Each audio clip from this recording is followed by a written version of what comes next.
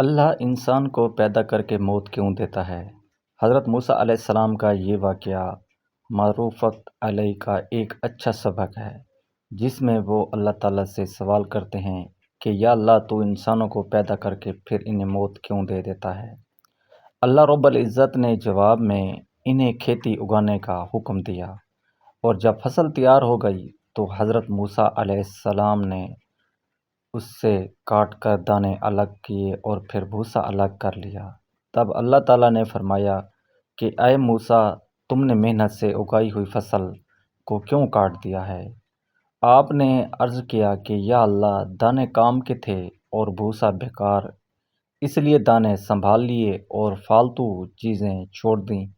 بس یہی اس سوال کا جواب تھا کہ اے اللہ، اللہ پاک انسانوں کے جسموں کو کھیتی سے ان کی روحوں کے چہرے اور ایمان کے خالص دانے نکال کر اپنے پاس محفوظ کر لیتا ہے اور مٹی کو مٹی کے حوالے کر دیتا ہے۔